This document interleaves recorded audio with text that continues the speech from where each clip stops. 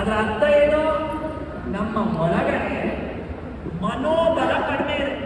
ಗದಾಯುಧ ಅಂದ್ರೆ ಮನಸ್ಸಿನ ಬಲ, ಜ್ಞಾನದ ಬಲ. ನಮ್ಮ ಒಳಗಡೆ ಇರ್ತಕ್ಕಂತಹ ಕೆಟ್ಟ ಗುಣಗಳನ್ನ ಎದುರಿಸಿ ನಿಲ್ಲೋ ಶಕ್ತಿ ನಮಗೆ ಕುಂಠಿತವಾಗಿದೆ. ಅದಕ್ಕೆ ಹೇಳ್ತಾರಲ್ಲ, ನನಗೆ ಕುಡಿಯೋಕೆ ಇಷ್ಟ ಇಲ್ಲ, ಆದ್ರೆ ಏನ್ ಮಾಡೋದು, ಚಟ ಬಿಡಕ್ಕಾಗಲ್ಲ. ಇತ್ತೀಚಿನ ದಿನಗಳಲ್ಲಿ ನನ್ನ ಮಕ್ಕಳಿಗೆ ಮೊಬೈಲ್ ಚಟ ಇದೆ, ಬಿಡ್ಸಕ್ಕಾಗ್ತಾ ಇಲ್ಲ. ಇತ್ತೀಚಿನ ದಿನಗಳಲ್ಲಿ ನನಗೆ ಸೀರಿಯಲ್ ಚಟ ಇದೆ, ಬಿಡಕ್ಕಾಗ್ತಿಲ್ಲ. ಯಾಕೆ ಅಂದ್ರೆ we have lack of will power. ನಮ್ಮ ಒಳಗಡೆ ಇರ್ತಕ್ಕಂಥ ಆತ್ಮದಲ್ಲಿ ಮನೋಬಲ ಕಡಿಮೆ ಇದೆ. ಆ ಮನೋಬಲವನ್ನ ಹೆಚ್ಚಿಸ್ಕೋಬೇಕಾದ್ರೆ ಆತ್ಮಜ್ಞಾನನ ಡೈಲಿ ಕೊಡ್ತಾ ಇರಬೇಕು. ಅದಕ್ಕೆ ಆ ಗದಾಯುಧನ ತೋರಿಸಿದ್ರು. ವಿಲ್ ಪವರ್ ಸಂಕೇತ ಗದಾಯುಧ. ಪ್ರತಿ ನರನಲ್ಲಿ, ಪ್ರತಿ ನಾರಿಯಲ್ಲಿ ಈ 4 ಗುಣ ಇದೆ. ಶಂಕು, ಚಕ್ರ, ಗದಾ, ಪದ್ಮ. ಇಬ್ಬರನ್ನು ಬಂದ್ಬಿಟ್ರೆ ಆ ಮನೆ ಹೆಂಗಿರುತ್ತೆ? ಆ ಮನೆ ಹೆಂಗಿರುತ್ತೆ? ಸ್ವರ್ಗದ ತರ ಇರುತ್ತೆ ಇಲ್ವಾ? ಯಾರ ಮನೆಯಲ್ಲಿ ದೇವತೆಗಳ ಪೂಜೆ ಮಾಡಲ್ಲ ಹೇಳಿ? ಎಲ್ಲರೂ ದೇವತೆಗಳ ಪೂಜೆ ಮಾಡ್ತೀವಿ. ಕೆಲವರು ಲಕ್ಷ್ಮಿ, ಕೆಲವರು ನಾರಾಯಣ, ಕೆಲವರು ದುರ್ಗೆ, ಕೆಲವರು ಗಣೇಶ, ಕೆಲವರು ಗೌರಿ. ಅವರವರ ಮನೆಯಲ್ಲಿ ಅವ್ರ ಇಷ್ಟ ದೇವತೆಗಳ ಪೂಜೆ ಮಾಡ್ತಾರೆ. ಆ ದೇವತೆಗಳ ಚಿತ್ರಗಳನ್ನು ಇಟ್ಕೊಂಡಿದ್ದೀವಿ, ಚರಿತ್ರೆ ತಿಳ್ಕೊಂಡಿಲ್ಲ. ಆ ದೇವತೆಗಳ ಸ್ತುತಿ ಪೂಜೆ ಮಾಡ್ತೀವಿ, ಗುಣಗಳ ತಿಳ್ಕೊಂಡಿಲ್ಲ. ಆ ದೇವತೆಗಳ ಗುಣಗಳನ್ನು ತಿಳ್ಕೊಳ್ಳೋದೇ ಆಧ್ಯಾತ್ಮಿಕ ಜ್ಞಾನ. ಅರ್ಥ ಆಯ್ತಾ ಎಲ್ಲರಿಗೂ ಕೂಡ? ಸೊ ಹಾಗಾಗಿ ನಮ್ಮ ಒಳಗಡೆ ಇರ್ತಕ್ಕಂಥ ದೈವಿ ಗುಣಗಳನ್ನು ಜಾಗೃತ ಮಾಡ್ಕೊಳ್ಳೋದಕ್ಕೆ ಸತ್ಯನಾರಾಯಣನ ಕಥೆಯಲ್ಲಿ ಇವೆಲ್ಲ ದೃಷ್ಟಾಂತಗಳ ತೋರಿಸಿದ್ರು. ಎಲ್ಲರೂ ಒಮ್ಮೆ ಸಮರ್ಪಿಸಿ ದೇವರಿಗೆ ಓಂ ಶ್ರೀ ಸತ್ಯನಾರಾಯಣ ಸ್ವಾಮಿ ನಮ್ಮ ಜೊತೆಗೆ ಇನ್ನ 2 ಸತಿ ಹೇಳಿ.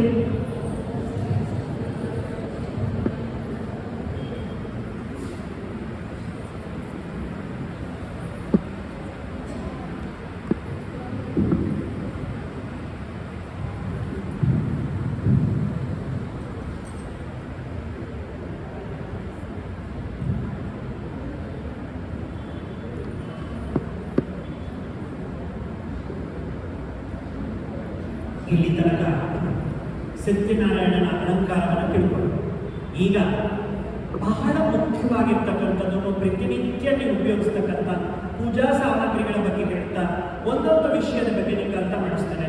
ಮೊದಲು ನಿಮ್ಮ ಮುಂದೆ ಇರ್ತಕ್ಕಂಥ ಕುಂಕುಮನ ತಗೊಳ್ಳಿ. ನಾನು ಹೇಳೋವರೆಗೂ ಸಮರ್ಪಿಸಬಾರ್ದು. ಕುಂಕುಮನ ಕೈಯಲ್ಲಿ ತಗೊಳ್ಳಿ. ಕುಂಕುಮನ ಕೈಯಲ್ಲಿ ಇಟ್ಕೊಳ್ಳಿ. ನಾನು ಹೇಳೋದನ್ನು ಕೇಳಿಸ್ಕೋಬೇಕು, ಆಮೇಲೆ ಸಮರ್ಪಿಸ್ಬೇಕು. ಏನಕ್ಕೆ ಈ ದೇವಸ್ಥಾನಗಳಲ್ಲಿ ದೇವತೆಗಳ ಹತ್ರ ಈ ಪೂಜಾ ಸಾಮಗ್ರಿಗಳನ್ನು ಇಡ್ತಾರೆ ಅಂದ್ರೆ, ಈ ಒಂದೊಂದು ಪೂಜಾ ಸಾಮಗ್ರಿ ನಮ್ಮ ಒಳಗಡೆ ಇರ್ತಕ್ಕಂತಹ ಆತ್ಮದ ಗುಣಗಳನ್ನ, ಸಂಸ್ಕಾರವನ್ನು ತರಿಸುತ್ತೆ. ಕುಂಕುಮನ ಯಾಕೆ ತೋರಿಸ್ತಾರೆ ಅಂದ್ರೆ, ಕುಂಕುಮ ಯಾವ ಕಲರ್ ಇರುತ್ತೆ? Red colour. ದೇಹದಲ್ಲಿರುವ ರಕ್ತ ಯಾವ ಕಲರು? Red colour. ಯಾರಿಗಾದ್ರೂ ರಕ್ತಹೀನತೆ ಆದ್ರೆ ವೀಕ್ ಆಗಿದ್ದಾರೆ ಅಂತ. ನಮ್ಮ ಒಳಗಡೆ ಆತ್ಮದಲ್ಲಿ ಕೂಡ ಶಕ್ತಿ ಇದೆ. ಆ ಶಕ್ತಿಯ ಸಂಕೇತವಾಗಿ ಕುಂಕುಮ ತೋರಿಸ್ತಾರೆ. ಆ ಕುಂಕುಮನ ಎಲ್ಲಿ ಇಟ್ಕೊಳ್ತೀವಿ ನಾವು? ಹಣೆ ಮೇಲೆ ಇಟ್ಕೊಳ್ತೀವಿ. ಯಾರು ಕುಂಕುಮನ ಎಲ್ಲಂದ್ರೆ ಅಲ್ಲಿ ಇಡಕ್ಕೋಗಲ್ಲ, ಹಣೆಯ ಮಧ್ಯದಲ್ಲಿ. ಇದರ ಅರ್ಥ ಏನು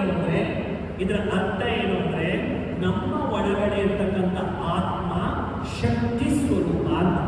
ಶಕ್ತಿ ಅಂದ್ರೆ ಯಾರ ಮೇಲೋ ಹೋಗ್ಬಿಟ್ಟು ಗಲಾಟೆ ಮಾಡೋದಲ್ಲ. ಮನುಷ್ಯ ತನ್ನ ಕರ್ಮೇಂದ್ರಿಯಗಳು, ಕೈ, ಕಾಲು, ಕಣ್ಣು, ಮೂಗು ಇಂದ್ರಿಯಗಳು, ಮನಸ್ಸು, ಅವನ ಕಂಟ್ರೋಲಲ್ಲಿ ಇಟ್ಕೊಳ್ಳೋ ಶಕ್ತಿ ನನ್ನಲ್ಲಿದೆ ಅಂತ ತಿಳ್ಕೊಳ್ಳೋಕ್ಕೆ ಪ್ರತಿ ದೇವಸ್ಥಾನದಲ್ಲೂ ಕುಂಕುಮ ಹಣೆಯ ಮೇಲೆ ಇಟ್ಕೊಳ್ಳೋದು. ಹೇಳ್ರಿ, ನಾನು ಈ ದೇಹದಲ್ಲಿರುವ ಶಕ್ತಿ ಸ್ವರೂಪ ಆತ್ಮ, ನನ್ನ ಮನಸ್ಸಿನ ಮೇಲೆ, ಕರ್ಮೇಂದ್ರಿಯಗಳ ಮೇಲೆ ನನ್ನಲ್ಲಿ ನಿಯಂತ್ರಿಸುವ ಶಕ್ತಿ ಇದೆ. ಈಗ ಸಮರ್ಪಿಸಿ ಓಂ ಶ್ರೀ ಸತ್ಯನಾರಾಯಣ ಸ್ವಾಮಿ ನಮಃ. ಈಗ ಅರಿಶಿನ ತಗೊಳ್ಳಿ. ಅರಿಶಿನದಲ್ಲಿ ಯಾವ ಗುಣ ಇದೆ ಅಂದ್ರೆ, ಅರಿಶಿನ ಒಂದು ಸಹನೆಗೆ ಪ್ರತೀಕ. ಅರಿಶಿನ ಅಡಿಗೆಗೆ ಹಾಕ್ತೇವೆ.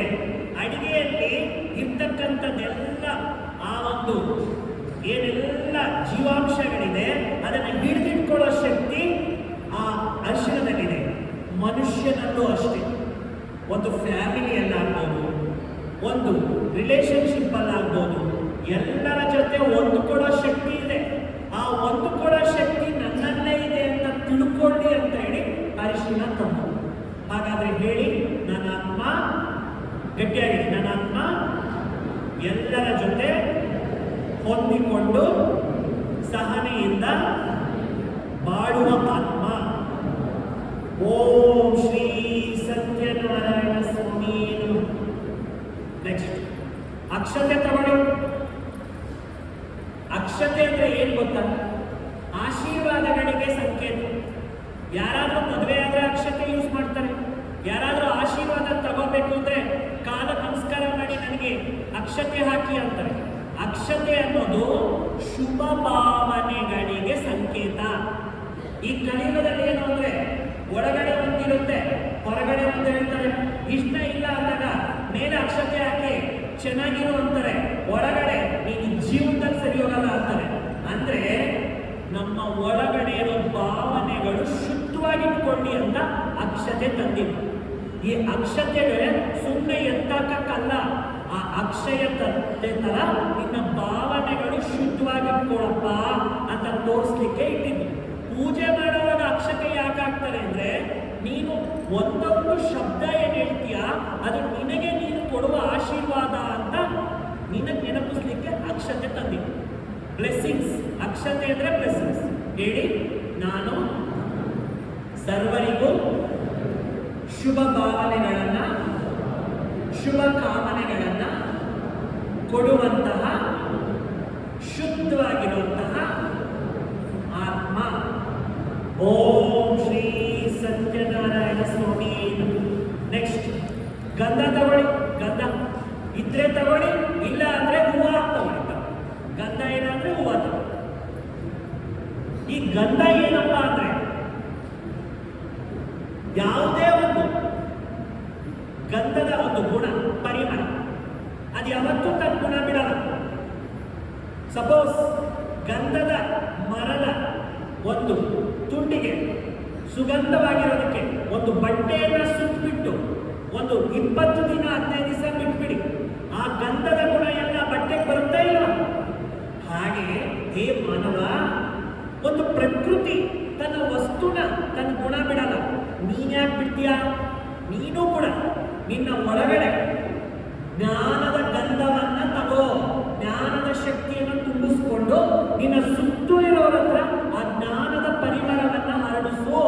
ನಿನ್ನ ಆತ್ಮದಲ್ಲಿ ಆ ದೇವತೆಗಳ ಗುಣ ಇದೆ, ಆ ಗುಣವನ್ನ ಹರಡಿಸು ಅಂತ ಹೇಳಕ್ಕೆ ಗಂಧನ ತಗೊಂಡು ಹೇಳಿ, ನಾನು ಈ ಗಂಧದಂತೆ ನನ್ನ ಒಳಗಡೆ ಒಳ್ಳೆಯ ಗುಣಗಳ ಸುಗಂಧ ಹರಡಿಸುತ್ತೇನೆ.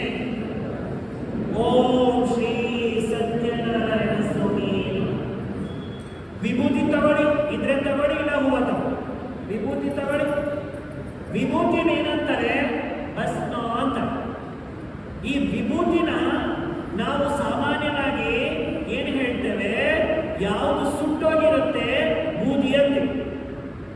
ಅಯ್ಯಪ್ಪ ಸ್ವಾಮಿ ಮಾಲೆ ಹಾಕಿರೋರು ಹೆಚ್ಚಾಗಿ ವಿಭೂತಿ ಯೂಸ್ ಮಾಡ್ತಾರೆ, ಜ್ಯೋತಿ ಸಾಕ್ಷಾತ್ಕಾರ ಮಾಡ್ಕೊಳ್ತಾರೆ. ಯಾಕೆ ಅಂದ್ರೆ ವಿಭೂತಿ ಅನ್ನೋದು ಆತ್ಮದಲ್ಲಿರುವ ಜನ್ಮ ಜನ್ಮಗಳ ಪಾಪ ಕರ್ಮ ಸುಟ್ಟು ಬಿಟ್ರೆ ಒಂದು ಶುದ್ಧವಾಗಿರೋ ಶಕ್ತಿ ಹೊರಗಡೆ ಬರುತ್ತೆ. ಆ ಶುದ್ಧತೆಯ ಶಕ್ತಿಯನ್ನ ನೆನಪು ತರಿಸಲಿಕ್ಕೆ ವಿಭೂತಿಯನ್ನ ತೋರಿಸಿರೋದು. ನಮ್ಮ ಒಳಗಡೆ ಆತ್ಮದಲ್ಲಿ ಪಾಪ ಕರ್ಮ ನಾಶ ಮಾಡಿಕೊಂಡು ಶುದ್ಧ ಆತ್ಮನ ಹೊರಗಡೆ ತಗೊಂಡು ಬರಲಿ ಅಂತ ಆ ವಿಭೂತಿ ತೋರಿಸಿರೋದು. ಹೇಳಿ, ನನ್ನ ಒಳಗಡೆ ವಿಭೂತಿಯಂತೆ ಶುದ್ಧವಾಗಿರ್ತಕ್ಕಂತಹ ಆತ್ಮ ಇದೆ. ಆ ಭಗವಂತನ ನೆನಪಿನಿಂದ ನಾನು ವಿಕರ್ಮ ನಾಶ ಮಾಡಿಕೊಳ್ಳುತ್ತೇನೆ. ಓಂ ಶ್ರೀ ಸತ್ಯನಾರಾಯಣ ಸ್ವಾಮಿ ನಮಃ. ನೆಕ್ಸ್ಟ್ ಹೂವ ತಗೊಳ್ಳಿ. ಹೂವ ಹಾಗೆ ಇಟ್ಕೊಳ್ಳಿ. ಇವತ್ತು ನೀವೆಲ್ಲರೂ ತಿಳ್ಕೋಬೇಕಾಗಿರೋದು ಏನು ಅಂದ್ರೆ, ಹೂವ ಅಂತಕ್ಕಂಥದ್ದು ದೇವರ ಮುಂದೆ ಆಡಂಬರಕ್ಕೆ, ತೋರಿಕೆಗೆ, ಅಲಂಕಾರಕ್ಕೆ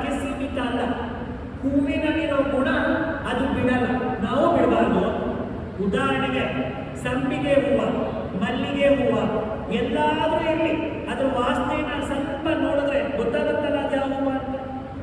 ಒಂದು ಸಂಪಿಗೆ ಹೂವನ್ನೇ ತಗೊಳ್ಳಿ, ಅದು ದೇವರ ಮೂರ್ತಿ ಮೇಲೆ ಇಟ್ಟರು ಅದೇ ಸುಗಂಧ, ಸತ್ತೋಗಿರೋ ಹೆಣದ ಮೇಲೆ ಇಟ್ಟರು ಅದೇ ಸುಗಂಧ, ಒಬ್ಬ ಕೊಲೆಗಾರನ ಕೈಯಲ್ಲಿ ಕೊಟ್ಟರು ಅದೇ ಸುಗಂಧ, ಒಬ್ಬ ಸಾಧು ಸನ್ಯಾಸಿ ಕೈಯಲ್ಲಿ ಕೊಟ್ಟರು ಅದೇ ಸುಗಂಧ, ಬಡವನ ಮನೆಯಲ್ಲಿದ್ರು ಅದೇ ಸುಗಂಧ, ಧನವಂತರ ಮನೆಯಲ್ಲಿದ್ರು ಅದೇ ಸುಗಂಧ, ಭಾರತದಲ್ಲಿದ್ರು ಅದೇ ಸುಗಂಧ, ವಿದೇಶದಲ್ಲಿದ್ರು ಅದೇ ಸುಗಂಧ. ಅದು ಬಿಡುತ್ತಾ ಅದು ಗುಣನ ಇಲ್ಲ. ಆದ್ರೆ ನಾವೇನ್ ಮಾಡ್ತೀವಿ, ನಮ್ಮ ಒಳ್ಳೆಯ ಗುಣದ ಸಂಸ್ಕಾರ ಇರುತ್ತೆ, ಆ ಸಂಸ್ಕಾರನ ಬಿಟ್ಟು ಬಿಡ್ತೀವಿ. ಸಪೋಸ್ ನೀವು ಯಾರ ಹತ್ರ ಹೋಗ್ತೀರಾ, ಪ್ರೀತಿಯಿಂದ ಮಾತಾಡಿಸ್ತೀರ, ಅವ್ರು ಮುಖ ತಿರ್ಸ್ಕೊಂಡು ಹೋಗ್ತಾರೆ. ಇನ್ನೊಂದ್ಸತಿ ಅವ್ರು ನಿಮ್ಮ ಮುಂದೆ ಬಂದಾಗ ನೀನ್ ನನಗೆ ಹಂಗೆ ಮಾಡಿದೆ ಅಲ್ಲ, ನಿನಗೂ ಹಂಗೆ ಮಾಡ್ತಿದ್ದ, ನಾನು ಮುಖ ತಿರ್ಸ್ಕೊಂಡು ಹೋಗ್ತೀನಿ. ಮತ್ತೆ ಅವ್ರ ಗುಣ ನಾವು ಕಾಪಿ ಮಾಡಿದ್ರೆ ಇಲ್ಲ, ಅವ್ರ ಗುಣ ಬಿಟ್ಬಿಟ್ಟಿದ್ದಾರೆ, ನಾನು ಯಾಕೆ ನನ್ನ ಗುಣ ಬಿಡ್ಬೇಕು? ನಮ್ಮ ಗುಣನ ನಾವು ಬಿಟ್ಬಿಡ್ತೀವಿ. ಯಾಕೆ ಅಂದ್ರೆ ಆ ಸಣ್ಣ ದೋಷದಲ್ಲಿ ಬರ್ತೇವೆ. ಆದ್ರೆ ಹೂವ ಯಾವ ದೋಷದಲ್ಲೂ ಬರಲ್ಲ, ಅದ್ರ ಗುಣ ಬಿಡಲ್ಲ. ಅದಕ್ಕೆ ದೇವತೆಗಳಿಗೆ ಪುಷ್ಪಾಲಂಕಾರ ಮಾಡೋದು, ದೇವತೆಗಳಿಗೆ ಪುಷ್ಪಾರ್ಚನೆ ಮಾಡೋದು, ದೇವತೆಗಳಿಗೆ ಹೂವುಗಳಿಂದ ಶೃಂಗಾರ ಮಾಡೋದು. ಮಾನವರಲ್ಲಿ ಆತ್ಮದಲ್ಲಿ ಗುಣಗಳಿದೆ ಹೂವಿನದು, ಅದನ್ನ ಬಿಡಬೇಡ ಅಂತ ಸಂದೇಶ ಕೊಡಕ್ಕೆ ಹೂವಿನ ಒಂದು ಪೂಜೆ ಮಾಡೋ ಪದ್ಧತಿ ಬಂದಿದೆ. ಈಗ ಹೇಳಿ, ನಾನು ಕೂಡ ಹೂವಿನಂತೆ ಸಪ್ತ ಗುಣಗಳಿಂದ ಎಲ್ಲರಿಗೂ ಸುಗಂಧ ಕೊಡ್ತೇನೆ. ಯಾವ್ಯಾವ್ದು ಗೊತ್ತಾ? ವೆರೈಟಿ ಕಲರ್ ಹೂವು ಅಂದ್ರೆ ಎಲ್ಲರೂ ಇಷ್ಟ. ನಮ್ಮಲ್ಲೂ ಕೂಡ 7 ಗುಣ ಇದೆ. ಎಲ್ಲರೂ ಹೇಳಿ, ಒಂದೊಂದ್ಸತಿ ಹೂವು ಹಾಕ್ತಾ ಇರಿ, ಹೇಳಿ. ನಾನು ಜ್ಞಾನ ಸ್ವರೂಪಾತ್ಮ, ಹೂವಾಗಿ ಜ್ಞಾನ ಸ್ವರೂಪ. ನೆಕ್ಸ್ಟ್, ನಾನು ಹೇಳ್ತಾ ಇರಿ, ನಾನು ಪ್ರೇಮ ಸ್ವರೂಪಾತ್ಮ, ನಾನು ಸುಖ ಸ್ವರೂಪಾತ್ಮ, ನಾನು ಶಾಂತಿ ಸ್ವರೂಪ ಆತ್ಮ, ನಾನು ಪವಿತ್ರ ಸ್ವರೂಪ ಆತ್ಮ, ನಾನು ಆನಂದ ಸ್ವರೂಪ ಆತ್ಮ, ನಾನು ಶಕ್ತಿ ಸ್ವರೂಪ ಆತ್ಮ. ಈ 7 ಗುಣ ಎಲ್ಲರೂ ನನ್ನ ಜೊತೆ ಇರಬೇಕು. ಜ್ಞಾನ, ಪ್ರೇಮ, ಸುಖ, ಶಾಂತಿ, ಪವಿತ್ರತೆ, ಆನಂದ, ಶಕ್ತಿ. ಇದೆಲ್ಲ ಯಾರ ಗುಣ ಗೊತ್ತಾ? ನಾರಾಯಣನ ಗುಣ. ಆ ನಾರಾಯಣನ ಗುಣ ಯಾರಿಗಿದೆ ಗೊತ್ತಾ? ಪ್ರತಿ ನರನಲ್ಲೂ ಇದೆ, ಪ್ರತಿ ನಾರಿಯಲ್ಲೂ ಇದೆ. ಆ ಗುಣಗಳನ್ನ ಹೊರಗಡೆ ತೆಗೆಯೋದೇ ಸತ್ಯನಾರಾಯಣನ ಕಥೆಯಲ್ಲಿರುವ ಜ್ಞಾನದ ಸಂಖ್ಯೆ. ಅರ್ಥ ಆಗ್ತದೆ ಎಲ್ಲರಿಗೂ ಕೂಡ. ಹಾಗಾಗಿ ಇನ್ನು ಮಿಕ್ಕಿರುವಂತದ್ದನ್ನ ನಿಮ್ಗೆ ಹೇಳ್ತೀನಿ. ಸತ್ಯನಾರಾಯಣ ಕಥೆಯಲ್ಲಿ ವಿಶೇಷವಾಗಿ ನಾವು ಕಲಶ ಸ್ಥಾಪನೆ ಮಾಡಿಸ್ತಾರೆ. ನಿಮಗೆ ಸ್ತೋತ್ರ ಮಂತ್ರ ಹೇಳಿದ್ರೆ ಅದು ಇಂಪಾರ್ಟೆಂಟ್ ಅಲ್ಲ, ಏನಕ್ಕೆ ಮಾಡ್ತೇವೆ? ಕಲಶ ಅಂದ್ರೆ ನಾವೇನೇನೋ ಹೋಲಿಸ್ಕೊಡ್ತೇವೆ. ಕಲಶ ಅಂದ್ರೆ ಬುದ್ಧಿ. ಮನುಷ್ಯನ ಒಳಗಡೆ ಬುದ್ಧಿ ಇದೆ. ಆ ಬುದ್ಧಿ ಒಳಗಡೆ ಜ್ಞಾನದ ಜಲವನ್ನು ತುಂಬಿಸಿ. ಯಾವಾಗ ನಿಮ್ಮ ಬುದ್ಧಿ ಎನ್ನುವ ಕಲಶದಲ್ಲಿ ಜ್ಞಾನ ಎನ್ನುವ ಜಲವನ್ನು ತುಂಬಿಸ್ತೀರಾ, ಆಗ ಏನು ತೆಂಗಿನಕಾಯಿ ಮೇಲೆ ತೋರಿಸಿದ್ದೀವಿ 3 ನಾಮ. ಒಂದು ಮನಸ್ಸು, 2ನೇದು ಬುದ್ಧಿ, 3ನೇದು ಸಂಸ್ಕಾರ. ಏನ್ ಹೇಳಿ? ಮನಸ್ಸು, ಬುದ್ಧಿ, ಸಂಸ್ಕಾರ. ಈ 3 ಕೂಡ ನಾರಾಯಣ ಕಡೆ ತೋರಿಸ್ತಾ ಇದೆ. ಅಂದ್ರೆ ಏನು? ನಮ್ಮಲ್ಲಿ ನಾರಾಯಣನ ಗುಣಗಳು ಆ ತರನೇ ಇರುತ್ತೆ ಅಂತ. ಅದಕ್ಕೆ ಕಲಶದಲ್ಲಿ ಏನ್ ಮಾಡ್ತಾರೆ? ನೀರು ಹಾಕ್ತಾರೆ. ನೀರು ಹಾಕ್ಬಿಟ್ಟು ಏನಿರ್ತಾರೆ? ತೆಂಗಿನಕಾಯಿ ಇಡ್ತಾರೆ. ನಿನ್ನ ಮನಸ್ಸು ತೆಂಗಿನಕಾಯಿ ತರ ಸ್ಥಿರವಾಗಿರ್ಬೇಕಾದ್ರೆ ನಿನ್ನ ಬುದ್ಧಿ ಕಲಶದ ತರ ನೀರನ್ನ ಹಾಕ್ಬೇಕು, ಜಲ ಹಾಕ್ಬೇಕು. ನಿನ್ನ ಬುದ್ಧಿಗೆ ಡೈಲಿ ಜ್ಞಾನದ ಜಲ ಹಾಕ್ತಾ ಇದ್ರೆ ನಿನ್ನ ಮನಸ್ಸು ತೆಂಗಿನಕಾಯಿ ತರ ಸ್ಥಿರವಾಗಿರುತ್ತೆ. ಆಗ ನಿನ್ನ ಸಂಸ್ಕಾರ, ನಿನ್ನ ಗುಣಗಳು ನಾರಾಯಣ ತರ ಇರುತ್ತೆ ಅಂತ ತೋರಿಸ್ಲಿಕ್ಕೆ ಆ ಕಲಶ ತಂದಿತ್ತು. ಅರ್ಥ ಆಯ್ತಾ ಎಲ್ಲರಿಗೂ ಕೂಡ? ನೆಕ್ಸ್ಟ್, ದೇವರ ಮುಂದೆ ನಾವು ಏನ್ ಮಾಡ್ತೀವಿ? ನಾರ್ಮಲ್ ಆಗಿ ತೆಂಗಿನಕಾಯಿ ಎತ್ಕೊಂಡು ಹೋಗಿ ಹೊಡಿತೀವಿ. ವಾಸ್ತವಿಕವಾಗಿ ತೆಂಗಿನಕಾಯಿ ಹೊಡೆಯೋದು ಅಂದ್ರೆ ತೆಂಗಿನಕಾಯಿ ಒಳಗಡೆ 2 ಗುಣ ಇದೆ. ಅದು ಹೊರಗಡೆ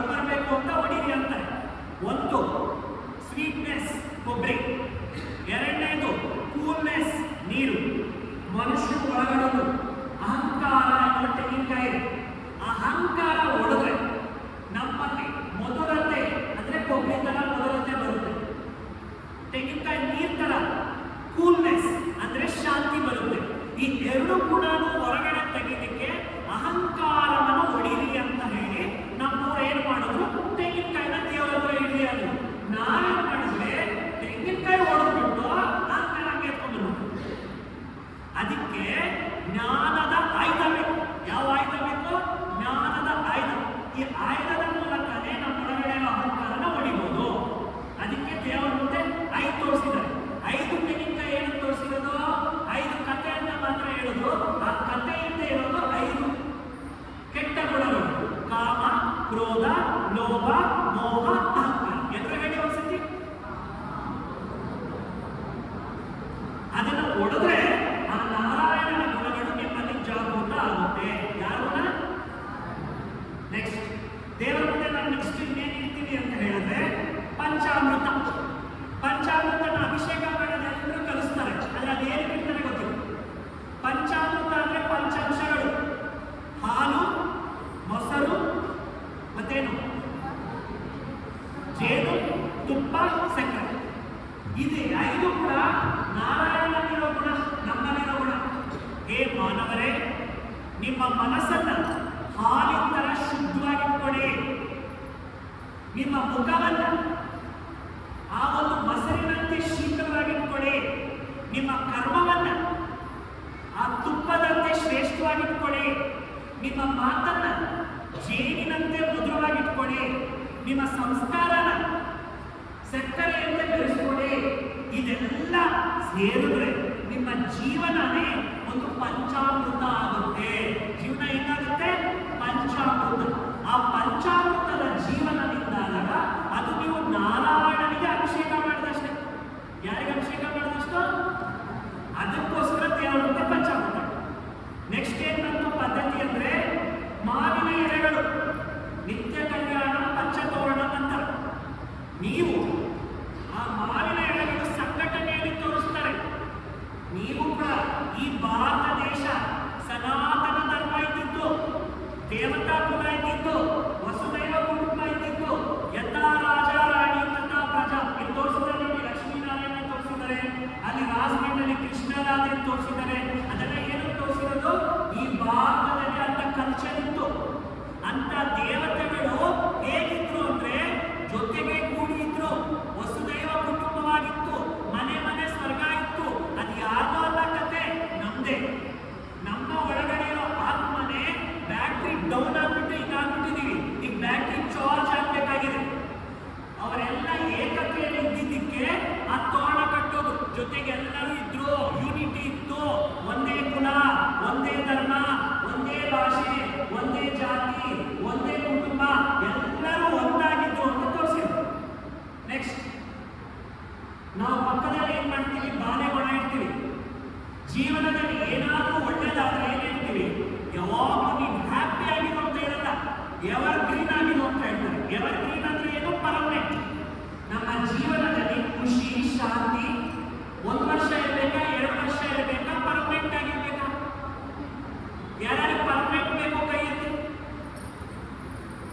ಅಯ್ಯೋ, ಸ್ವಲ್ಪ ಖುಷಿನೂ ಬರಲಿ, ಸ್ವಲ್ಪ ದುಃಖನೂ ಬರಲಿ, ಸ್ವಲ್ಪ ಕಾಯಿಲೆನೂ ಬರಲಿ, ಸ್ವಲ್ಪ ಆರೋಗ್ಯನೂ ಬರಲಿ. ಹಿಂಗ ಅಂದ್ಕೊಂಡ್ರೆ ಅದೇ ಅಲ್ಲ. ನಮ್ಮ ಜೀವನ ನಿತ್ಯವೂ ಸುಖ ಶಾಂತಿಯಿಂದ ಇರಬೇಕು ಅಂತ ಹೇಳಿ ಆ ಒಂದು ಬಾಲೆಗುಣ ತೋರಿಸಿದ್ರು. ನೆಕ್ಸ್ಟ್ ಮುಖ್ಯವಾಗಿ ಇಲ್ಲಿ ಹಣ್ಣುಗಳನ್ನು ತೋರಿಸ್ತಾರೆ. ಹೇ ಭಗವಂತ, ನಾನು ಮಾಡುವ ಕರ್ಮನೂ ನಿನಗೆ ಸಮರ್ಪಿತ, ಆ ಕರ್ಮದ ಫಲಗಳೂ ನಿನಗೆ ಸಮರ್ಪಿತ. ಸಮರ್ಪಿತ ಭಾವನೆ. ನನ್ನ ಮನೆ, ನನ್ನ ಮಕ್ಕಳು, ನನ್ನ ಸಂಬಂಧ, ನನ್ನ ಕುಟುಂಬ ಅಲ್ಲ. ನಿನ್ ಮಕ್ಕಳು, ನಿನ್ ಮನೆ, ನಿನ್ ಸಂಬಂಧ, ನೀನೊಬ್ಬನೇ ನನ್ನೋದು, ನೀನ್ ನಿಮಿತ್ತವಾಗಿಟ್ಟಿದ್ಯಾ, ನಾನು ಮಾಡ್ತಾ ಇದ್ದೀನಿ. ಈ ತರ ಬದುಕಬೇಕು. ಆ ಕರ್ಮ ಫಲಗಳನ್ನ ಅವನಿಗೆ ಕೊಟ್ಬಿಡಿ ಅಂತ ಹೇಳಕ್ಕೆ ಅದು 12. ಇನ್ನ ಮುಖ್ಯವಾಗಿ ಹೇಳಬೇಕಂದ್ರೆ ನಿಮ್ಗೆಲ್ಲರಿಗೂ ಹಣತೆಗಳನ್ನು ತನ್ನಿ, 2 ಜ್ಯೋತಿ ತನ್ನಿ ಅಂದ್ರಿ. ಈ ಜ್ಯೋತಿ ಆರತಿ ಮಾಡ್ತಾರೆ ಸತ್ಯನಾರಾಯಣ. ಯಾಕೆ ಮಾಡ್ತಾರೆ ಅಂದ್ರೆ, ಒಂದು ಜ್ಯೋತಿ ದೇಹದಲ್ಲಿರೋ ಆತ್ಮ, ಇನ್ನೊಂದು ಜ್ಯೋತಿ ವಿಶ್ವದ ಆತ್ಮಗಳ ತಂದೆ ಪರಮ ಜ್ಯೋತಿ. ಈ ಆತ್ಮ ಪರಮಾತ್ಮನಿಗೆ ಥ್ಯಾಂಕ್ಸ್, ಕೃತಜ್ಞತೆ ಹೇಳಿ ಅಂತ. ನೀವು ದಾರಿಯಲ್ಲಿ ಹೋಗ್ತಾ ಇರ್ತೀರ, ಒಂದು ಪರ್ಸ್ ಬೀಳಿಸ್ಕೊಂತೀರ, ಯಾರಾದ್ರೂ ತಗೊಂಡು ಕೊಟ್ಟರೆ ಸಾರ್ ನಿಮ್ಮ ಪರ್ಸ್ ಅಂದ್ರೆ ಏನ್ ಹೇಳ್ತೀರ? ಥ್ಯಾಂಕ್ ಯು ಅಂತೀರ. ಯಾರಾದ್ರೂ ಒಂದು ಚಿಕ್ಕದ ಏನಾದ್ರೂ ವಸ್ತು ಬಿದ್ದೋದ್ರೆ ನಿಮ್ಮ ಮನೆಯವರು ತಪ್ಪಿಸಿದ್ರೆ ಏನಂತೀರ? ಥ್ಯಾಂಕ್ ಯು ಅಂತೀರ. ಅಂದ್ರೆ ನಮಗೆ ಪರಿಚಯ ಇಲ್ಲಿರೋರು ಏನಾದ್ರೂ ಕೊಟ್ಟರೆ ಥ್ಯಾಂಕ್ಸ್ ಅಂತೀವಿ. ನಮ್ಗೆಲ್ಲ ಕೊಡ್ತಕ್ಕಂಥ ಭಗವಂತನಿಗೆ ನಾವು ದೇವ್ರ ಮುಂದೆ ಅವ್ರು ನಿಂತ್ಕೊಂಡು ಯಾವತ್ತಾದ್ರೂ ಥ್ಯಾಂಕ್ಸ್ ಹೇಳಿದಿರ? ನನಗೆ ಅದು ಕೊಟ್ಟಿಲ್ಲ, ಇದು ಕೊಟ್ಟಿಲ್ಲ, ನಾನು ಇದು ಮಾಡಿದೆ, ಅದು ಮಾಡಿದೆ, ಕಂಪ್ಲೇಂಟ್ ಮಾಡ್ತಿದ್ದೀವಿ. ಥ್ಯಾಂಕ್ಸ್. ಸತ್ಯನಾರಾಯಣ ಕಥೆಯಲ್ಲಿ ಆರತಿ ಮಾಡೋದು ಏನಕ್ಕೆ ಅಂದ್ರೆ, ಆತ್ಮ ಪರಮಾತ್ಮನು ಕೊಟ್ಟಿರ್ತಕ್ಕಂತಹ ಉಪಕಾರಗಳನ್ನ ನೆನೆದು ಆ ಸ್ನೇಹವನ್ನ ತೋರಿಸ್ತಕ್ಕಂಥದ್ದು, ಅದನ್ನ ಆರತಿ ಅಂತ. ಆರತಿ ಅಂದ್ರೆ ಏನಪ್ಪ ಅಂದ್ರೆ ಸ್ನೇಹದ ಸಂಕೇತ. ಈ ಶರೀರದಲ್ಲಿರುವ ಆ ಅಂದ್ರೆ ಆತ್ಮ, ರಥ ದೇಹ, ರತಿ, ಈ ಆತ್ಮ ಏನಿದೆ, ಈ ದೇಹದಲ್ಲಿರುವ ಆತ್ಮ ಪರಮಾತ್ಮನಿಗೆ ಥ್ಯಾಂಕ್ಸ್ ಹೇಳೋದಕ್ಕೆ ಆರತಿ ಮಾಡೋದು. ಇನ್ನು ಕೊನೆಯದಾಗಿ ಬಂದ್ರೆ ನಾವು ಅಗರಬತ್ತಿಗಳನ್ನ ಇಟ್ಬಿಡ್ತೀವಿ. ಇತ್ತೀಚಿನ ದಿನಗಳಲ್ಲಿ ಮನೆಯಲ್ಲೂ ವೆರೈಟಿ ಸೆಂಟ್ ಅಗರಬತ್ತಿಗಳಿರ್ತೀವಿ. ಅಗರಬತ್ತಿ ಹೊಗೆ ಹಾಕಕ್ಕೆ ಅಂತ ಇಟ್ಕೊಂಡಿಲ್ಲ, ಅದರಿಂದ ಒಂದು ಗುಣ ತಗೋ ಅಂತ. ನನ್ನ ಎಲ್ರಿಗೂ ಏನ್ ಗೊತ್ತಾ, ಟಿವಿಯಲ್ಲಿ ಅಡ್ವರ್ಟೈಸ್ಮೆಂಟ್ ಚೆನ್ನಾಗಿ ನೆನಪಿರುತ್ತೆ. ಭಕ್ತನಿಗೂ ಭಗವಂತನಿಗೂ ಹತ್ರ ಮಾಡುವಂತ ಅಗರಬತ್ತಿ ಯಾವುದು ಯಾವುದು ನೋಡಿದ್ರೆ ಎಲ್ರಿಗೂ ಬ್ರ್ಯಾಂಡ್ ನೇಮ್ ಗೊತ್ತು, ಅಂಬಿಕಾ ಅಂತ, ಅಲ್ವಾ? ಆದ್ರೆ ನಿಜವಾದಂತ ಅಗರಬತ್ತಿ ಏನು ಅಂದ್ರೆ ನಮ್ಮ ಒಳಗಡೆ ಇರ್ತಕ್ಕಂಥ ಆತ್ಮದ ಗುಣ ನಮ್ಮ ಮನೆಯ ವಾತಾವರಣನ ಶುದ್ಧ ಮಾಡೋದು. ಉದಾಹರಣೆಗೆ ನಿಮ್ಮ ಮಕ್ಕಳು ಕಾಲೇಜಿಂದ ಬರ್ತಾರೆ, ಸ್ಕೂಲಿಂದ ಬರ್ತಾರೆ, ಬೇಸರವಾಗಿ ಬರ್ತಾರೆ, ಟೆನ್ಷನ್ ಇಂದ ಬರ್ತಾರೆ. ಅವ್ರ ಕತೆ ಕೇಳ್ಬಿಟ್ಟು ನಾವು ಆಡೋದು, ಅವ್ರ ಕತೆ ಕೇಳ್ಬಿಟ್ಟು ನಾವು ಬೇಜಾರು ಮಾಡ್ಕೊಳ್ಳೋದು, ಅವ್ರ ಕತೆ ಕೇಳ್ಬಿಟ್ಟು ನಾವು ವ್ಯತ್ಯೆ ಮಾಡೋದು ಅಂದ್ರೆ ಅವ್ರ ಪ್ರಭಾವದಲ್ಲಿ ನಾವು ಬಂದ್ರ, ನಮ್ಮ ಪ್ರಭಾವದಲ್ಲಿ ಅವ್ರು ಬಂದ್ರ. ಹೇಳಮ್ಮ, ನಿಮ್ಮ ಮಕ್ಕಳು ಬಂದ್ಬಿಟ್ಟು ಹಿಂಗಾಯ್ತು ಹಂಗಾಯ್ತು, ನಮ್ಮ ಮಿಸ್ ಹಿಂಗೆ ಹೇಳಿದ್ರು, ನಮ್ಮ ಸಾರ್ ಹಿಂಗೆ ಹೇಳಿದ್ರು ಅಂದ್ರೆ ಅವ್ರು ಆಡ್ತಾ ಇದ್ರೆ ನೀವು ಆಡ್ತೀವಿ. ಅಂದ್ರೆ ಅಗರಬತ್ತಿ ಗುಣ ಇಲ್ಲ. ಅಗರಬತ್ತಿ ಗುಣ ಏನು? ದುರ್ಗಂಧ ಏನಿರುತ್ತೋ ಸುಗಂಧ ಸೃಷ್ಟಿ ಮಾಡೋದು, ಹೌದಾ ಇಲ್ಲ? ನಾವು ನಮ್ಮ ಮನೆಯ ವಾತಾವರಣ ಮಂದಿರವಾಗಿ ಮಾಡ್ಕೋಬೇಕಾದ್ರೆ, ನಮ್ಮ ಮನೆಯ ವಾತಾವರಣ ಅಗರಬತ್ತಿ ಅಂತೆ ಮಾಡ್ಕೋಬೇಕಾದ್ರೆ, ನಮ್ಮ ಒಳಗಡೆ ಆತ್ಮದಲ್ಲಿ ಒಳ್ಳೆಯ ಸಂಸ್ಕಾರದ ಗುಣದ ಒಂದು ಶಕ್ತಿಯನ್ನು ತುಂಬಿಸ್ಕೋಬೇಕು. ಆಗ ದುಃಖ ಇರ್ತಕ್ಕಂಥ ಕಡೆ ಸುಖ, ಅಶಾಂತಿ ಇರ್ತಕ್ಕಂಥ ಶಾಂತಿ, ಚಿಂತೆ ಇರ್ತಕ್ಕಂಥ ಕಡೆ ಪ್ರಸನ್ನತೆ, ಇದನ್ನ ಹರಡಿಸುವ ಶಕ್ತಿ ಬೆಳಗಿಸ್ಕೋಬೇಕು. ಅದಕ್ಕೆ ಅಗರಬತ್ತಿಯನ್ನ ತೋರಿಸಿರುವುದು. ಇನ್ನು ಫೈನಲ್ ಆಗಿ ಬಂದ್ರೆ ಕರ್ಪೂರದ ಆರತಿ. ಯಾವತ್ತೆ? ಕರ್ಪೂರ. ಕರ್ಪೂರ ಏನ್ ಮಾಡುತ್ತೆ? ನೀವು ಕರ್ಪೂರದ ಆರತಿ ಮಾಡ್ಬೇಕಾದ್ರೆ ಏನ್ ಮಾಡ್ತೀವಿ? ಉದಾಹರಣೆಗೆ ಕರ್ಪೂರದ ಆರತಿ ಅನ್ಕೊಳ್ಳಿ, ಹಿಂಗೆ ತಿರುಗಿಸ್ತೀವ ಕ್ಲಾಕ್ ವೈಸ್, ಹಿಂಗೆ ತಿರುಗಿಸ್ತೀವ ಕ್ಲಾಕ್ ವೈಸ್ ತರ ತಿರುಗಿಸ್ತೀವಿ. ಇದರ ಅರ್ಥ ಏನ್ ಗೊತ್ತಾ? ಆ ಕರ್ಪೂರದ ಜ್ಯೋತಿ ಬೆಳಗ್ತಾ ಇರುತ್ತೆ, ಅಂದ್ರೆ ಆತ್ಮ. ಎಲ್ಲಿಂದ ಬಂದಿದೆ? ಆತ್ಮಲೋಕ. ಆತ್ಮಲೋಕದಿಂದ ಯಾವ ಚಕ್ರ ಬಂದಿದೆ? ಸತ್ಯಯುಗ, ತ್ರೇತಾಯುಗ, ದ್ವಾಪರಯುಗ, ಕಲಿಯುಗಕ್ಕೆ ಬಂದು ಅದು ಏನಾಗುತ್ತೆ? ಮತ್ತೆ ಆತ್ಮ ತಾನು ಯಾವ ಮನೆಯಿಂದ ಬಂದು ಪರಮಾತ್ಮನ ಜೊತೆ ಇರೋ ಮನೆ, ಅಲ್ಲಿಗೆ ಹೋಗುತ್ತೆ. ಅಲ್ಲಿಗೆ ಹೋಗಬೇಕಾದ್ರೆ ಈ ಆತ್ಮದಲ್ಲಿ ಪಾಪಕರ್ಮ ಜಾಸ್ತಿ ಇದೆ. ಆ ಪಾಪಕರ್ಮ ನಾಶ ಮಾಡ್ಕೋಬೇಕಾದ್ರೆ ಒಂದು ಅಗ್ನಿ ಬೇಕು. ಅಗ್ನಿ. ಆ ಅಗ್ನಿಯನ್ನೇ ಯೋಗಾಗ್ನಿ ಅಂತೀವಿ. ಯಾವ ಅಗ್ನಿ ಅಂತೀವಿ? ಯೋಗಾಗ್ನಿ. ಯೋಗ ಅಂದ್ರೆ ಏನು? ಸಂಬಂಧ. ಯೋಗ ಅಂದ್ರೆ ಏನು? ಕನೆಕ್ಷನ್. ಯೋಗ ಅಂದ್ರೆ ಏನು? ನೆನಪು. ಯೋಗ ಅಂದ್ರೆ ಏನು? ಹತ್ತಿರ. ಯೋಗ ಅಂದ್ರೆ ಏನು? ಚಾರ್ಜಿಂಗ್. ಅದು ಮಾಡಬೇಕು. ಆ ಯೋಗ ಮಾಡಿದಾಗ ಏನಾಗುತ್ತೆ? ಆತ್ಮ ಪರಮಾತ್ಮನ ಜೊತೆ ಕನೆಕ್ಟ್ ಆಗಿ ಪಾಸಿಟಿವ್ ಥಾಟ್ಸ್ ಮಾಡ್ತಾ ಇದ್ದಾಗ ಜನ್ಮ ಜನ್ಮಗಳ ಪಾಪ ಕರ್ಪೂರದಂತೆ ಶಾಂತವಾಗುತ್ತೆ. ಏನಾಗುತ್ತೆ? ಕರ್ಪೂರದಂತೆ ಶಾಂತವಾಗುತ್ತೆ, ಆತ್ಮ ಪಾವನವಾಗುತ್ತೆ. ಅದಕ್ಕೆ ಕೊನೆಯಲ್ಲಿ ತೋರಿಸಿರೋದು ಮಂಗಳ ಆರತಿ. ಮಂಗಳ ಅಂದ್ರೆ ಏನು? ಶುಭ. ಆತ್ಮಕ್ಕೆ ನಿಜವಾದ ಶುಭದ ಸಮಯ ಯಾವುದು ಅಂದ್ರೆ ಪಾಪ ಕರ್ಮ ನಾಶ ಮಾಡಿಕೊಂಡು ಆತ್ಮ ಪರಮಾತ್ಮನ ಮನೆಗೆ ಹೋಗುತ್ತೆ, ಮತ್ತೆ ಸೃಷ್ಟಿಗೆ ಬರುತ್ತೆ. ಅದರ ಮಂಗಲ ಆರತಿ ಅಂತ ತೋರಿಸೋದು.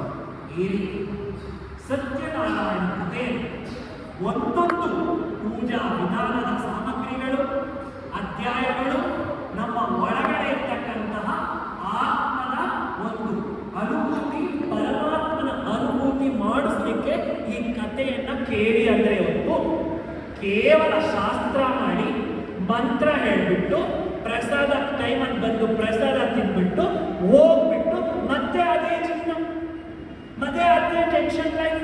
ಯಾರಾದ್ರೂ ಬರ್ತಾರೆ, ಹೋಗಿದ್ರ ನನ್ನ ಮನೆಗೆ ಹೋಗಿ ಬಂದೆ ಸತ್ಯನಾರಾಯಣ ಸ್ವಾಮಿ ಕತೆ, ಏನ್ ಮಾಡಿದ್ರೆ ಅದೇ 500 ಕತೆ ಹೇಳ್ತಿದ್ರು, ನನ್ನ ಮೊಬೈಲ್ ಎತ್ಕೊಂಡು ಬೀಚ್ಕೊಂಡು ಇದನ್ನು ಸತ್ಯನಾರಾಯಣ. ನನ್ನ ಮನೆಗೆ ಹೋಗಿದ್ದೆ, ಅಲ್ಲಿ ಅನ್ನವರಂಗೆ ಅಲ್ಲಿ 10 ನಿಮಿಷದಲ್ಲಿ ಪೂಜೆ ಮಾಡಿಸಿಬಿಡ್ತಾರೆ, ತುಂಬಾ ಫಾಸ್ಟ್. ಫಲ ಸಿಗ್ಬಿಟ್ಟ, ಒಳಗೆ ಜ್ಞಾನ ಹೋಯ್ತಾ? ಇಲ್ಲ. ಏನಾಯ್ತು? ಕೇವಲ ಪ್ರಸಾದ. ಅದರಿಂದ ಸತ್ಯನಾರಾಯಣ ಕಥೆ ಕೇಳೋದು ಅಂದ್ರೆ ಅರ್ಥನೇ ಅಂದ್ರೆ ಒಳಗಡೆ ಇರ್ತಕ್ಕಂತಹ ಆತ್ಮ ತನ್ನ ಒಳಗಡೆ ಇರ್ತಕ್ಕಂತಹ ಜಾಗೃತಿ ಮಾಡಿಕೊಂಡು ಆ ನಾರಾಯಣನ ಗುಣಗಳು ನಮ್ಮಲ್ಲಿ ತುಂಬಿಸ್ಕೋಬೇಕು. ಆ ಜ್ಞಾನ ತುಂಬಿಸ್ಕೊಳ್ಳೋದಕ್ಕೆ ನಾವು 24 ಗಂಟೆಯಲ್ಲಿ 1 ಗಂಟೆಯಾದರೂ ಆತ್ಮಕ್ಕೆ ಕೊಡಬೇಕು. ಆಗಲೇ ಆ ಸತ್ಯನಾರಾಯಣನ ಗುಣಗಳು ನಮ್ಮಲ್ಲಿ ಧಾರಣೆ ಆಗುತ್ತೆ ಅಂತ ನಮಗೆ ಅರ್ಥೈಸೋದಕ್ಕೆ ನಮ್ಮ ಪೂರ್ವಿಕರು ಇವು ಸತ್ಯನಾರಾಯಣ ಕಥೆ ಮಾಡಿ ಅಲ್ಲಿ ಸುಖ ಸಿಗುತ್ತೆ, ಶಾಂತಿ ಸಿಗುತ್ತೆ, ಸಮೃದ್ಧಿ ಸಿಗುತ್ತೆ ಅಂತ ಹೇಳಿ. ಅರ್ಥ ಆಯ್ತಾ ಎಲ್ಲರಿಗೂ? ಅರ್ಥ ಆಯ್ತಾ ಎಲ್ಲರಿಗೂ ಕೂಡ? ಎಲ್ಲರೂ ಕೂಡ ಹೇಳಿ ಓಂ ಶ್ರೀ ಸತ್ಯನಾರಾಯಣ ಸ್ವಾಮಿ ನಮಃ. ಜೋರಾಗಿ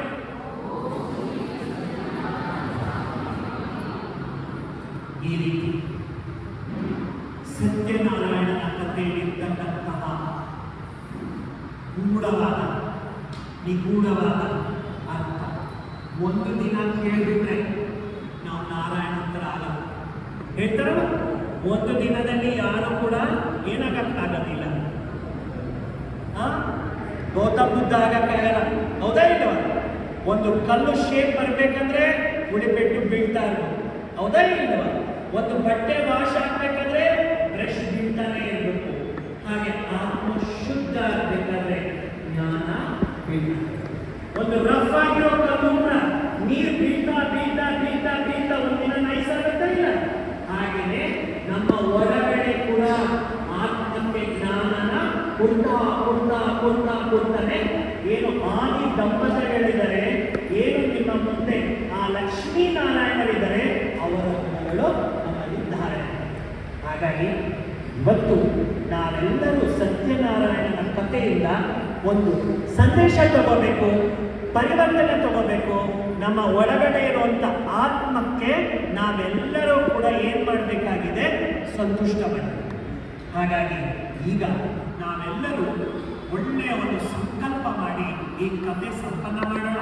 ಆಮೇಲೆ ಇಲ್ಲಿ 5 ತೆಂಗಿನಕಾಯಿ ಹೊಡಿಬೇಕಾಗುತ್ತೆ, ಅದು ಹೊಡಿತೀವಿ. ಆಮೇಲೆ ನಿಮ್ಮೆಲ್ಲರ ಕೈಯಿಂದ ಸಾಮೂಹಿಕ ಆರತಿ ಮಾಡಿಸಿ ಮುಂದಿನ ಇನ್ಸ್ಟ್ರಕ್ಷನ್ಸ್ ಕೊಡ್ತೀನಿ. ಈಗ ನಮ್ಮ ವಾಲಂಟಿಯರ್ ಅಕ್ಕಂದ್ರೆ ಯಾರಿದ್ದಾರೆ ಅವರು ಶಿವಣ್ಣ, ಸತೀಶ್ ಎಲ್ಲಿದೆಯಾ ಸತೀಶ್ ಬಾಯಿ, ಅದನ್ನು ತಗೊಂಡೋಗ್ಬಿಟ್ಟು ಆ ಬೇಸಿನಲ್ಲಿರುವಂಥ ಹೂಗಳೆಲ್ಲ ಕೂಡ ಯಾರು ಚೇರುಗಳಲ್ಲಿ ಕೂತಿದ್ದಾರೆ ಅವ್ರಿಗೆ ಕೊಡಿ. ದಂಪತಿಗಳೆಲ್ಲ ಹೂವನ್ನು ಹಾಗೆ ಇಟ್ಕೋಬೇಕು. ನಾವೀಗ ಸಾಮೂಹಿಕವಾಗಿ